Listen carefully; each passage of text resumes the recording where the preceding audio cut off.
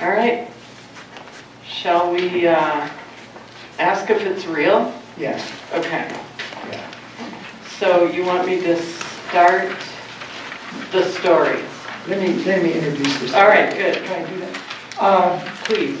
The people in this group, this may not be such an issue with the people in this group, I don't know. But one of the things about our brain is that it sorts things differently for us. And it has different ways of sorting things that we believe are real and things that we believe are fantasies. And another reason why maybe we don't open the door or we don't allow this to be as connected in our lives as we would like, or is that we have it sorted in a way that it maybe is more fantasy than reality. Okay? It's not as substantial as it possibly could be. It could be more real. There's probably a continuum on that. But if our brain has the pink elephant sorted differently than the elephant we just saw in the zoo, okay? And the thing with non-physical spiritual realities is that a lot of people in the world don't think they're real too. That's the other thing. So that's one of the things that's going on, is that we sort these things differently. So that would be one of the things to check, I think, in our metaphors is, do our metaphors and does our brain sort the spiritual realities in a way that they're as real as the physical, more what we call substantial stuff? Or is there a difference in the way our brain sorts, and our metaphors sort that? Okay, so that's the sort of the question. Is it really real? And how real is it? And that may have a lot to do with how willing am I to open the door and spend time on this too, making sense of it and doing it and figuring it out. So we want to explore this in a slightly different way. I want to have an experiential piece to this. And what I invite you to do, most of us have experiences, God close to us kinds of experiences. And I'd like to have you pick one of those, and I'll give you a list of, just to prompt your own remembering, because all of us have these. But Maria and I are going to tell just the beginning of one of these stories that we've experienced, or somebody we know has experienced. And then we'll ask you to identify one of yours, and then I'm going to guide you through a little process of accessing that. And then we'll use that to also explore how real and what kind of metaphors flow directly from the experience that you can use to re-access that presence. Okay. Do you want to do your story? Okay, so I'll tell. You might have to tell me when to stop. Okay. Just. So I'll tell the beginning of the story. The beginning of the story is that when Jim Cox decided he wanted to go on hospice, and he ended up. God, the times are so goofy. I think he lived for another month after that. Does that sound right? I think so. Anyway, he was given a metaphor as a gift from Bob Powers, who's a spiritual friend of his in St. Louis, and this was the gift. He said, Jim, as you're getting ready to go, there is a tradition, and I think it was a Native American tradition, of packing a canoe with 3 days provision. And some of you have heard this because I told it at his funeral. And so he said, think about the things you want to put in your canoe, 3 days provision. And I guess the idea was that it would be a 3-day journey, and 3 is a very important number in many of our traditions. It was a 3-day journey from the moment of death to when he would arrive where he was going. Okay, so all during that month, as Jim got ready, people would come to visit, some of you. People would call. He got a lot of cards that we would read together, and he'd look at me and he'd say, putting that in the canoe. We'd listen to music. The kids would come over. His siblings, 5 of them, flew in on one weekend. And at the end of the weekend, he said, that is going in the canoe.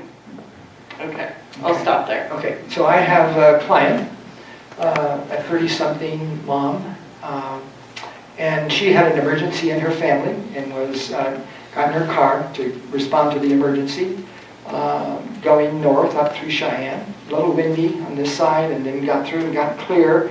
And then the other side of Cheyenne, it was clear except for this one kind of out of the blue kind of storm that she ran into just like instantly. Really ferocious winds and rain, and her SUV went off the road into the median 75 miles an hour. So that was, and she had a gut experience in that.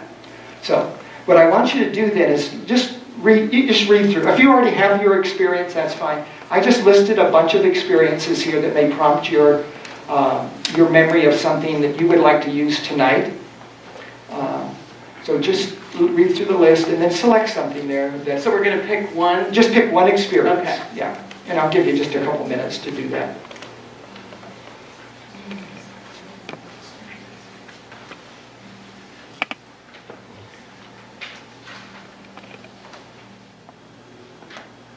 Everybody have one? Everyone okay? So let me explain that's something I found really helpful in doing this is the difference between what we call an associated memory and a dissociated memory.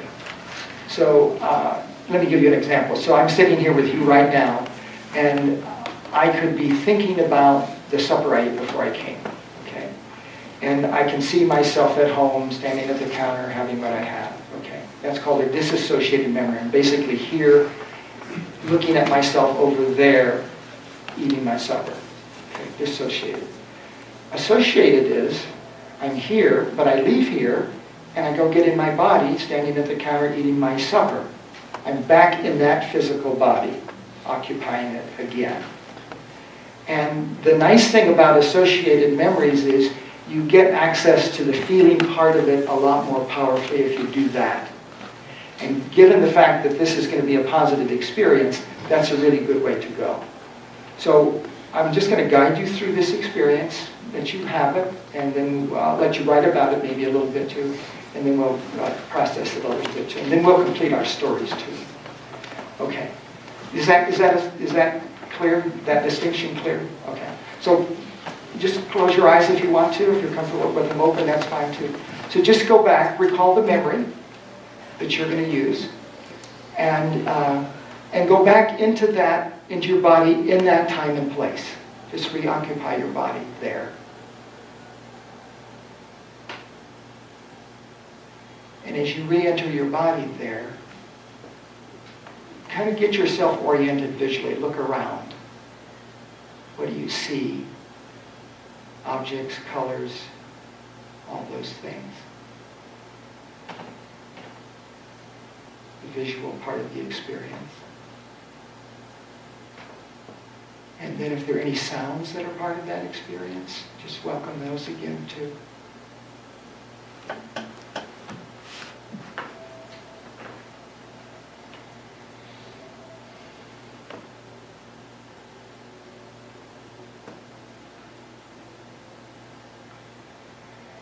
And then notice any feelings that accompany that experience.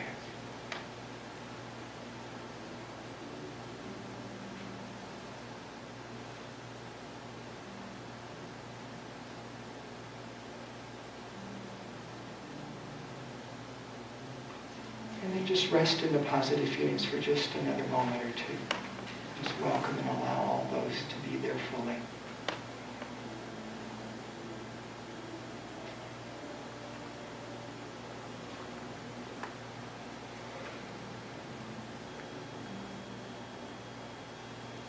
And then what I want you to do is just be aware that there may be a presence at the very heart of this experience, or there may be a source from which the experience is flowing to you. And I want to invite you just to rest your awareness on either that source or that presence, which is at the heart of that experience.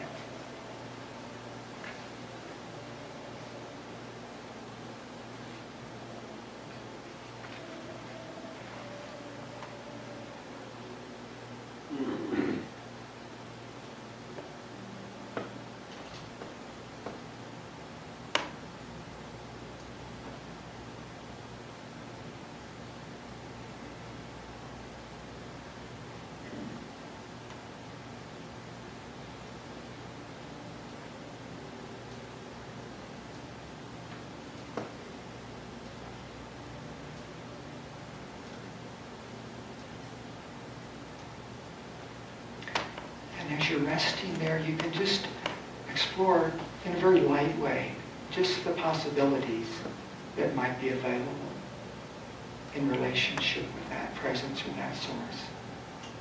So one of those is the one that's in the holy card, is to merge with that.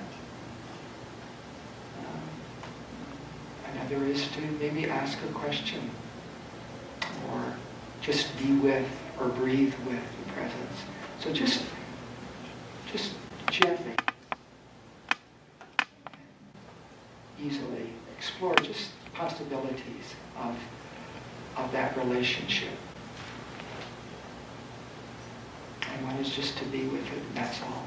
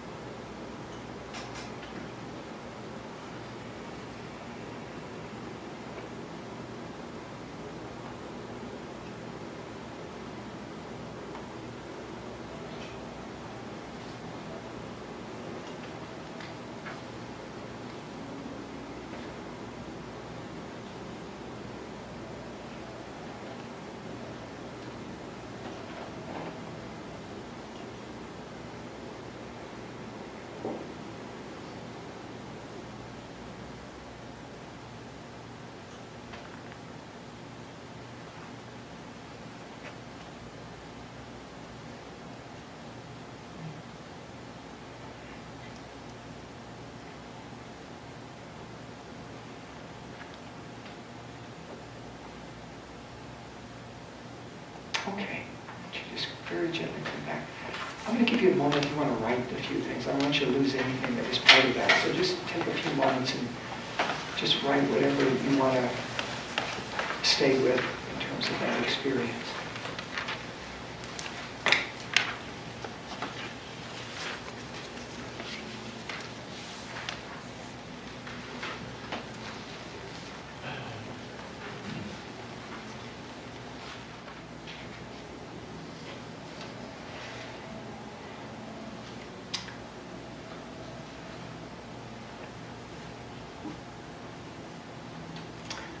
Okay. I just want to check in and see what's happening right now.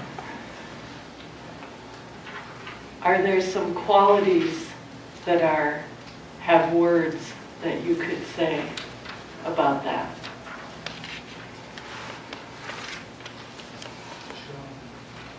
Joy. Pulsing energy. Expansiveness. Non-separate. Trust. Presence. Peace. Overwhelming beauty. No words.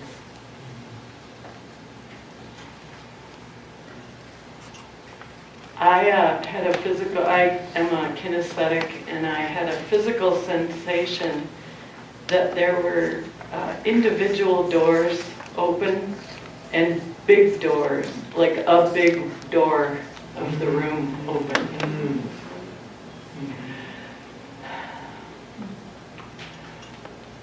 So I'll pick the story up. Jim was putting things in his canoe that last month. And then about 3 days before he died, now Jim Cox was very sensitive to narcotics and was able to be pretty conscious until about the day before he died. So 3 days before he died, I was bringing in his morning medication. He was in the front room, kind of the music room of our home. And I came in and he was laying in the hospital bed and he was just grinning. And I thought, well, there's the drugs kicking in. And I said, hey, what's going on? And he looked at me and he said, my mom's here. And I told you in the last talk that Catholicism is a gateway drug to a lot of spiritual experiences. We have a lot of beings, saints, angels. We've got a lot going on. And so, and so do other traditions, the communion of saints, which I really like. And he said it in a way that it was real. It was real. It wasn't made up. And I said, what's she say? What's going on with your mom, who died in 1995, I think. I said, tell me, what is she doing? Is she saying anything? And he just smiled. It was the most beatific smile. And he said, she's standing in the water and she's holding the canoe steady so I can get in. Mm-hmm. Yeah. Powerful. Mm-hmm. Okay. So let me pick up my story. We're in the median, having gone off 75 miles an hour, but did not tip over, did not hit anybody else, safe. And this young woman, when she accessed the memory again, I said, so and she said, I'm not alone there. And I said, well, just focus on that presence and just welcome it in. And she did. And it was this profound sense of being carried by that presence, of being held by that presence, being cared for. When we did this in my office, her mother had died months ago. And she could also see her mother being carried by this holy presence as well. And she just basked in that for a long time. There was this profound sense in her center of calmness and peace and security and being okay.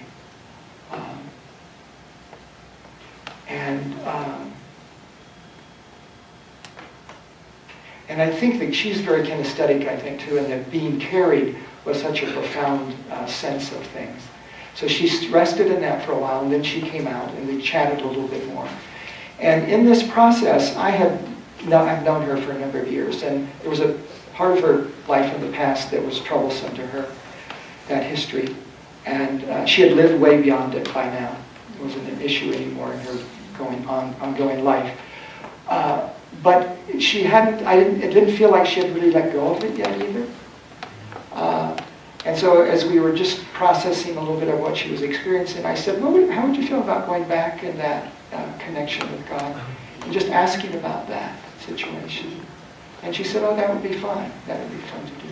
So she went back in, and God is right there holding her still. And as she began talking about this thing from her history, she said, God is holding me even tighter right now. And I said, ask him about letting go of it. And he said, I have never held on to it, and you don't need to hold on to it. And he gave her everything she needed to let go of it. And she said, I have never felt as much lightness in my body or security in my body as I do right now. And they're probably losing some of the richness of it, but I think you get the flavor of it anyway. And her mother, I think, was in great hands, and also her sister, who's still alive, was also being cared for. So there was a whole slew of gifts that came with that. I wrote them in my notes. I want to read them to you. So here's one of the things that I think maybe we could spend some time doing tonight is there are a whole series of metaphors that flow directly from the experience that are ways of opening the door again, actually, too. So God, He is the one who carries me. Trust, security. The other thing she said, it was this great sense of clarity about things in her life that she had kind of lost or never had as much. Freedom was a huge part of it too. She said, I feel freer than ever. A certain lightness of being also, spiritually open, and that whole thing about releasing her past in a way that's no longer even, it's not baggage anymore for her. So if I want to explore with you just a little bit, can you use some of the words that you've shared to create a little bit of a metaphor, to go back to that experience? What you just did, you can also use as an access. I'm interested in helping you find some accesses to these experiences too. So when you get stuck, you have something you can do to get unstuck, if that makes sense. So I don't know if you could take another moment and just look at the words that some of which you shared and just say, like for this woman, the whole kinesthetic of being carried, I think that is going to be a really easy access for her to get back to that connection with the divine, if that makes sense. So if you're kinesthetic, those feeling things are really powerful. You just kind of close your eyes and go back into your body and get connected with that kind of thing. Do you want to write a little bit more and see if you can do some stuff with a metaphor around what you just experienced? Do you have enough direction to do that? Okay, why don't you take a few minutes? Because I want you to be able to take that with you too. So they're going to write, what are they going to write? Well, just use some of the words and just say, so this is the one who carries me. That would be what this is the one who brings me security.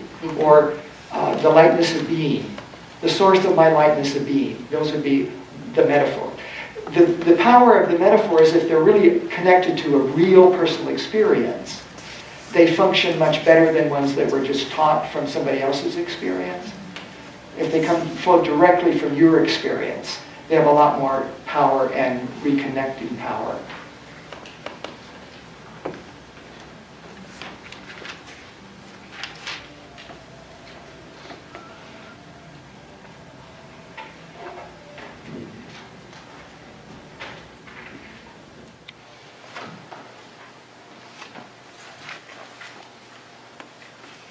Okay, why don't we, let's just do one more little piece and then we're going to have a closing story and then we'll... Yes. I think that this very experience is so beautiful, and I personally yearn to hear everyone in here and what their, as Maria shared, because it's such strength and it's such hope and whatever. But I've always been confused as to why, when Jesus had an experience like that with someone else, he said, now go and tell no one. And that bothers me because, yes, I had a very profound experience, but I always felt like, no, that's only something you keep to yourself. And yet, how much I would desire to hear, what, because like you say, everyone... There's a room full of experiences here. Yes. Experience. But it's like, oh my gosh, I don't dare tell this. I did not keep it to myself. Because it was just, first of all, I was crazy. And yes, it was real. It was real. But it's kind of like that sentence, now go. It's very mysterious. And yet everybody went out and told. Couldn't wait to get out there. Right, exactly, yeah. But this is absolutely something that is so beautiful, and seldom do we have an opportunity like tonight Right. to hear others who venture out and will share. Well, I think that was the impetus behind, where we started was many of the images were given to us in our religious traditions. Some we were able to connect with beautifully, and others we didn't. And some were hurtful and negative and la la la. The ones that grow through us by the power of the divine are much more compelling. Yeah. And that's what Jim's whole practice is, I think, is Exactly. helping people evoke what's already inside of them. Thank you for being willing to share. Welcome. Whether you were supposed to or not. Yeah. Should we see if someone wants to share?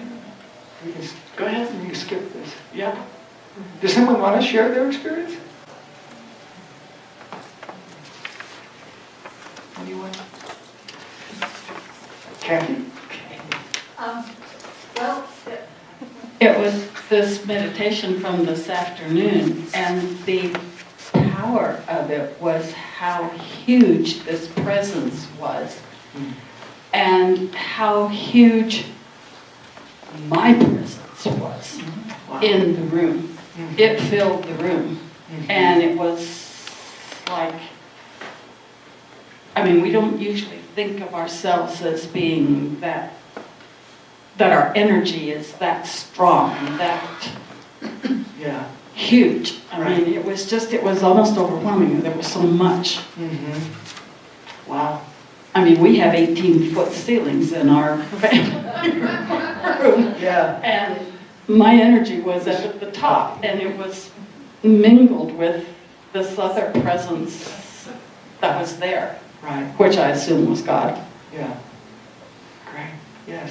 Thank you. Thank you, Kathy.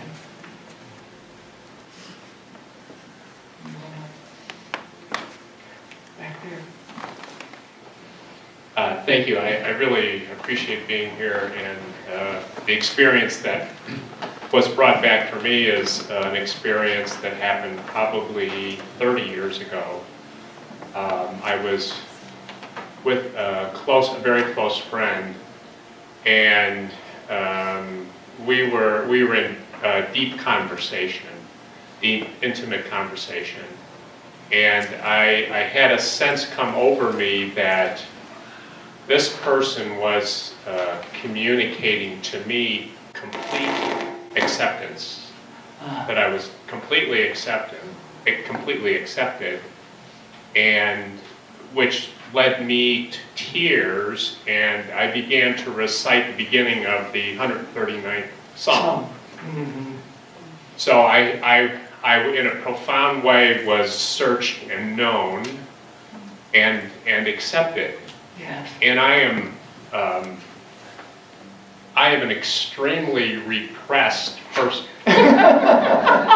Peter. And it was, you were talking about being contracted before, Yes. that contraction was released Right. by this experience. And so and I don't know if it's a metaphor or not, but the 139th Psalm obviously has always been very important to me and an access point for me.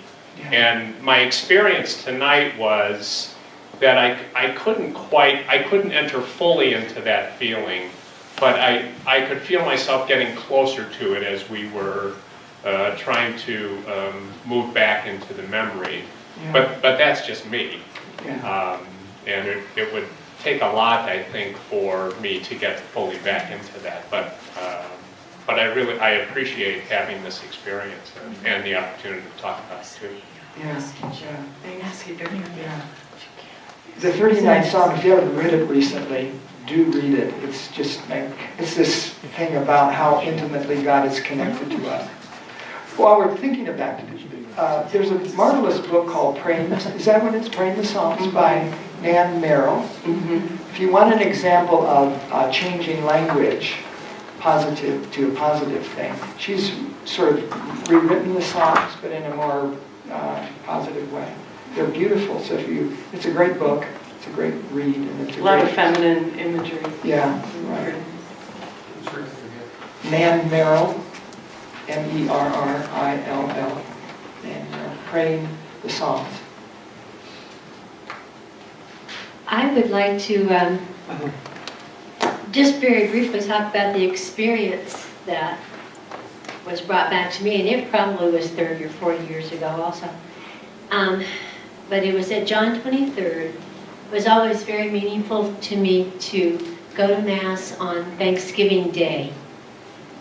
And this particular Thanksgiving, I was by myself. I must have been very depressed over something, I don't know what, but I was crying, and the people on either side of me just held my hand.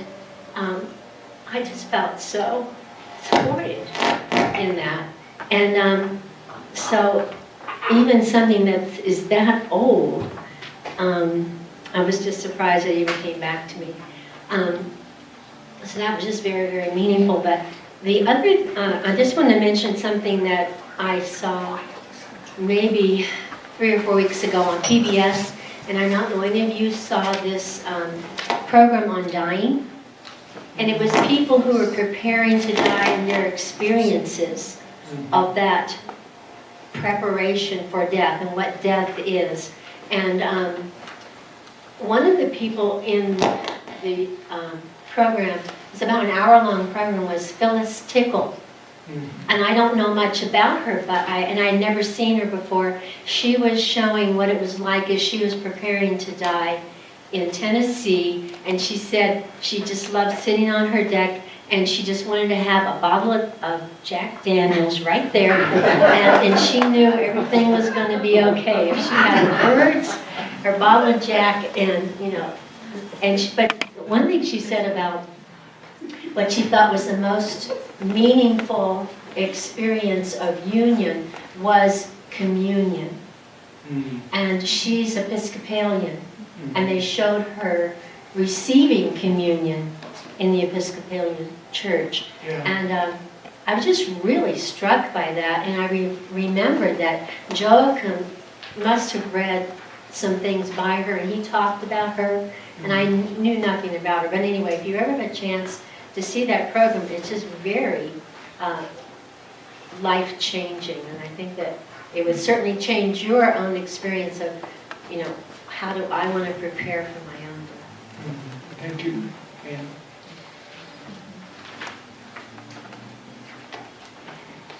Jim, I have a question Yeah.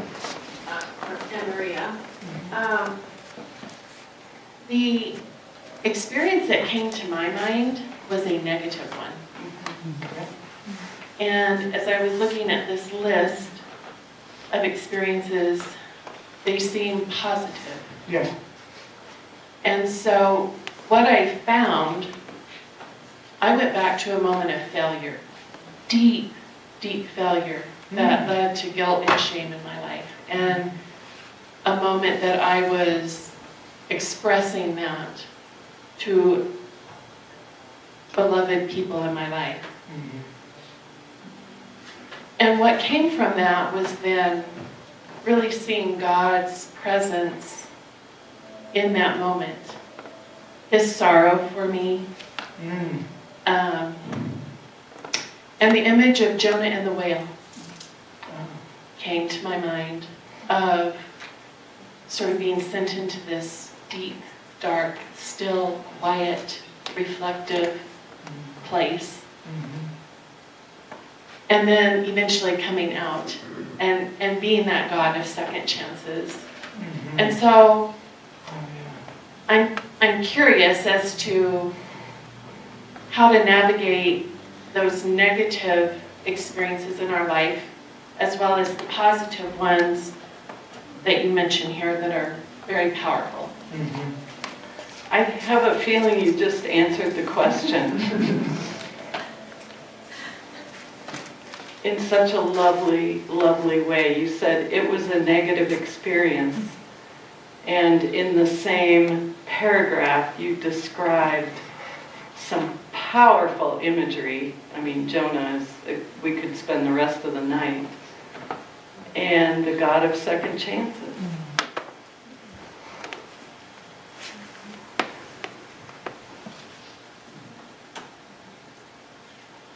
You're the one that offered that up here, aren't you?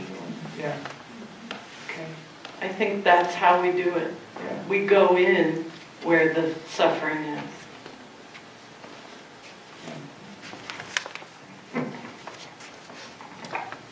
I think I just got some clarity.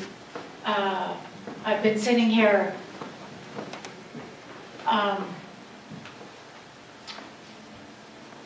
yeah.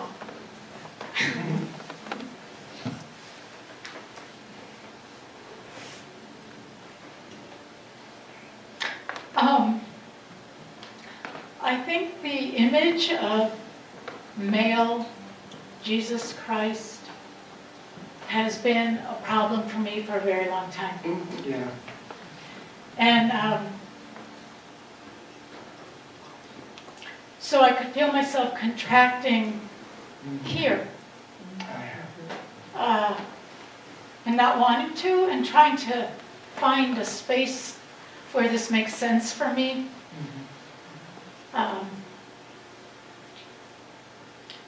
So my experience was when I have to stand up. She's a teacher, she has to stand while she's talking. I also want to say hello. Was the first dog that I owned, my partner in life died. And when he passed, I was at CSU with the most marvelous coach, counselor, spiritual people helping me move through that. But in the moment that he died, I was in the room with him, and they just let me be with him. And he was a 95-pound dog, so I could kind of wrap myself around him, which I did. And there was a moment where I felt his, I call it spirit, move into me in a way that it was like kind of moment. And it really, and my aha in this moment, which I'm trying to figure out, which I just got again, was I am always in awe, and in these, especially in nature and other sentient beings, maybe more so non-human than human, and awe and mystery, that which I can't know or understand or make sense of or have no name for. And what had happened for me was how did I write it? Yeah, just this notion of inspiration, which I merged with that moment. And then it so happened that I was going to travel to New Zealand, and I said in that moment, now you can come with me.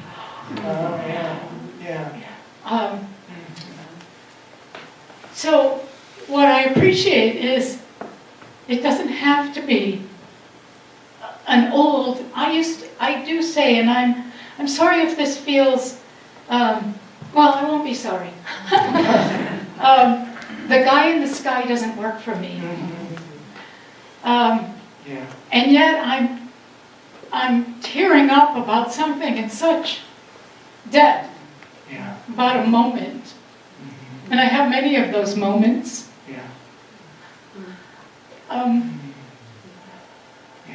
Thank you.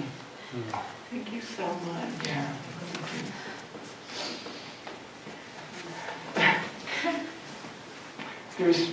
This world is rich in many communions, Mm-hmm. all kinds. And that's what happened, I think, when I felt the doors moving, was you've gone through Guy in the Sky to find the deeper reality of Guy in the Sky. So you don't really need Guy in the Sky, the trite images anymore, once you get to the real food. So we want to close with a story. There's Hannah.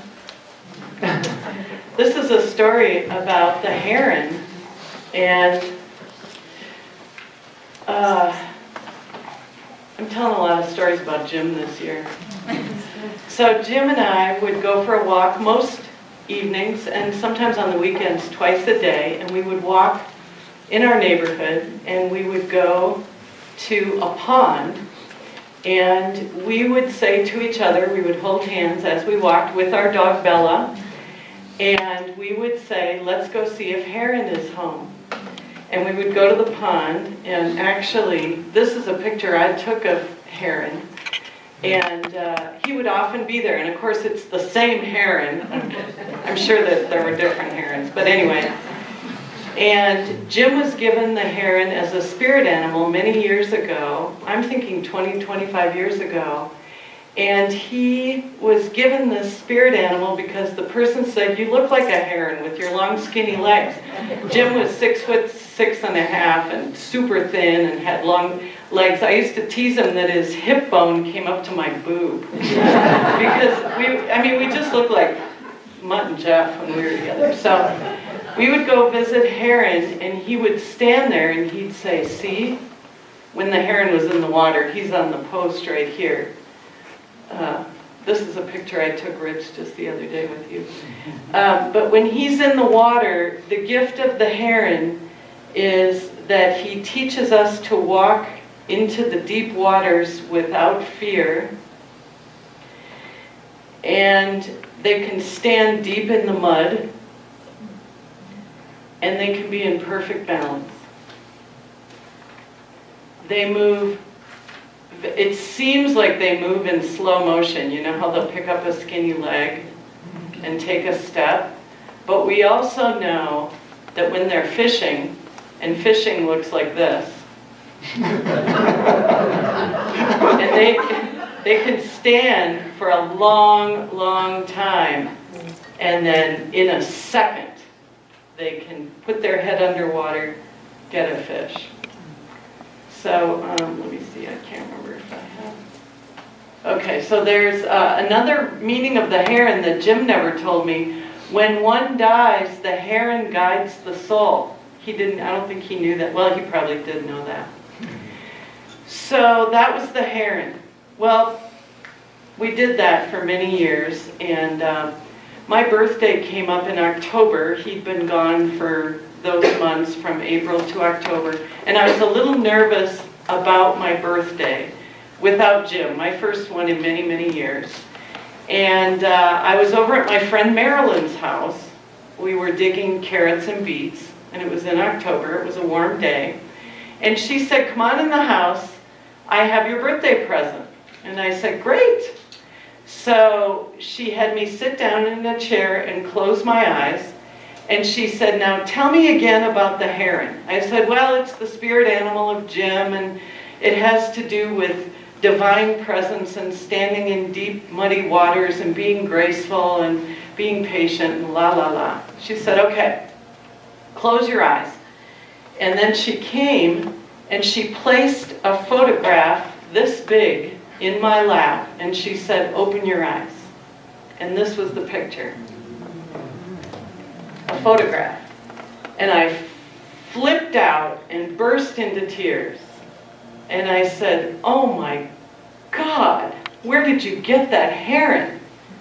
She said, I've been looking for a heron for you for 6 months. I went online, I went to paint, artist studios, I went on the art tour looking for herons.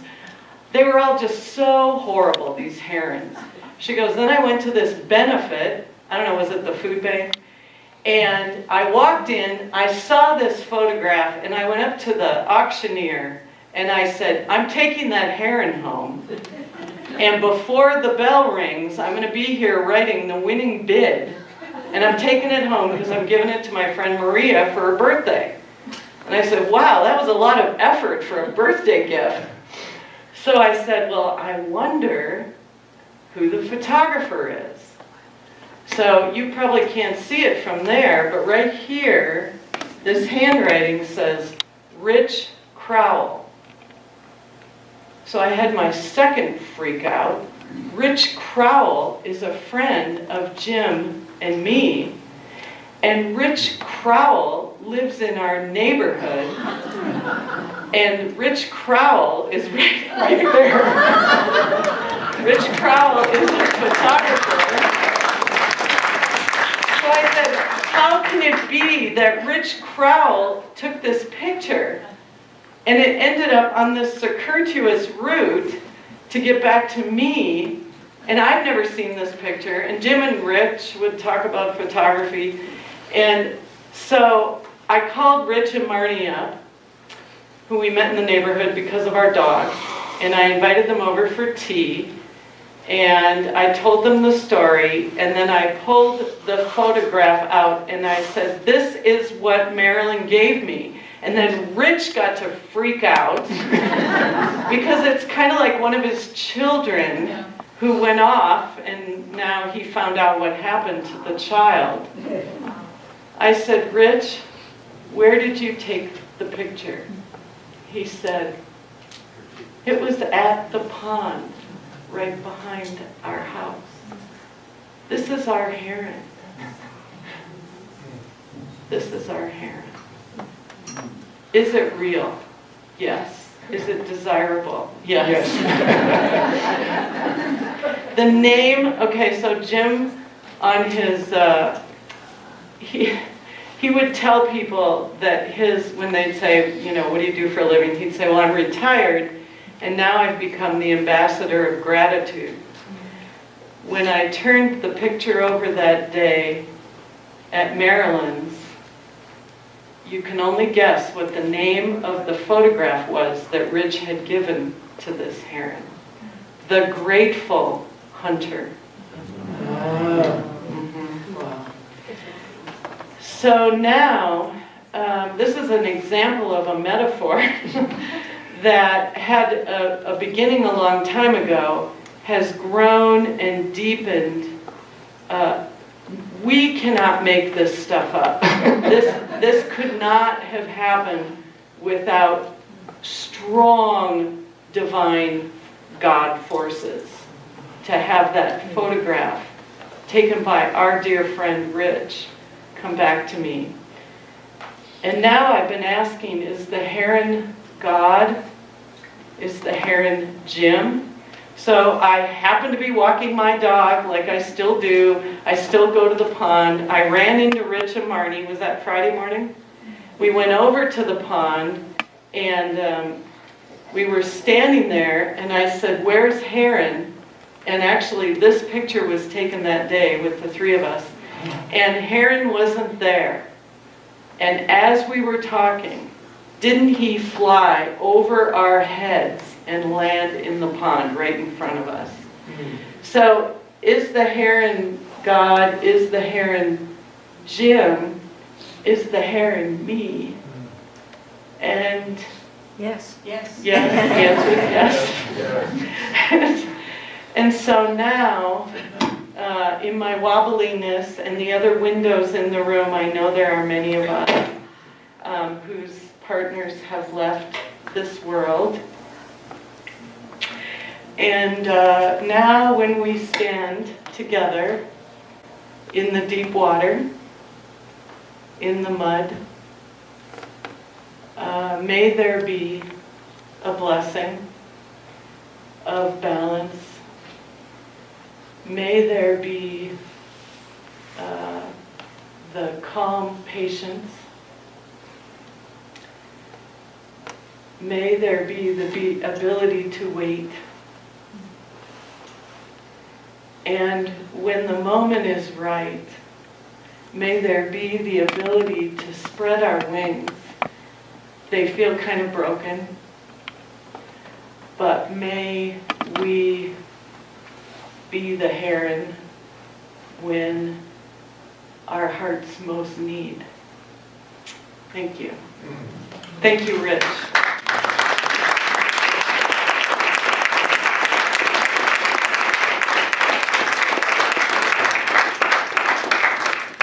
I stand in awe. Let's again thank our presenters.